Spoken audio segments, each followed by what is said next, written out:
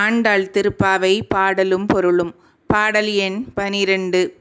கனைத்து இளங்கற்றெருமை கன்றுக்கு இறங்கி நினைத்து முலை வழியே நின்று பால் சோர நனைத்து இல்லம் சேராக்கும் நற்செல்வன் தங்காய் பனி தலை வீழ நின் வாசல் கடை பற்றி சினத்தினால் தென் இலங்கை கோமானை செற்ற மனதுக்கு இனியானை பாடவும் நீ வாய்த்திறவாய்.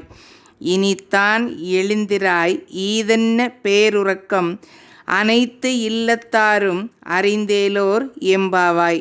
இதனுடைய பொருள், பசியால் கதறி திரியும் தங்கள் கன்றுகளை எண்ணிய எருமைகள் தங்கள் மடியில் சொரியும் பாலை சிந்தியபடியே அங்குமிங்கும் செல்கின்றன. அவை சொரிந்த பால் இல்லத்து வாசல்களை சேராக்குகின்றது.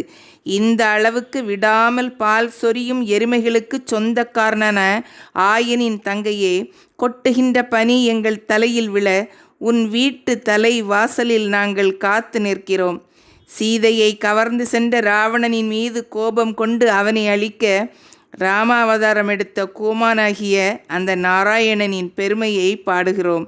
நீயோ இன்னும் பேசாமல் இருக்கிறாய்.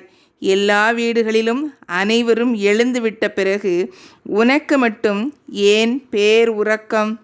இதனுடைய விளக்கம், எருமைகள் பால் சொரிந்து உறங்கும் தோழியின் இல்ல வாசலை சேராக்கி விட்டதால் அவளது வீட்டுக்குள் நுழைய முடியாத பெண்கள் அவளது வீட்டு வாசலில் உள்ள ஒரு கட்டையை பிடித்து தொங்கியபடி அவளை எழுப்புகிறார்களாம். இந்த பாடலில் தலையிலோ பனி பெய்கிறது. மார்கழியில் எழுந்து குளிர் தாங்காமல் வெந்நீரில் குளிப்பவர்கள் இவர்கள் படும் கஷ்டத்தை உணர வேண்டும். கீழே பால் வெள்ளத்தால் குளிர்ச்சி, மேலே பனியின் குளிர்ச்சி. இத்தனையும் தாண்டி இறைவனை அடைய எத்தனிக்கிறார்கள் இவர்கள்.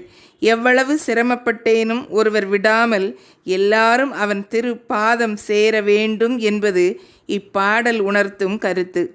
இந்த பதிவு உங்களுக்கு பிடிச்சிருக்குன்னா லைக் பண்ணுங்கள், கமெண்ட் பண்ணுங்கள், ஷேர் பண்ணுங்கள். இது வரைக்கும் நம்ம சேனலை சப்ஸ்கிரைப் பண்ணாதவங்க சப்ஸ்கிரைப் பண்ணுங்கள். தேங்க்ஸ் ஃபார் வாட்சிங்.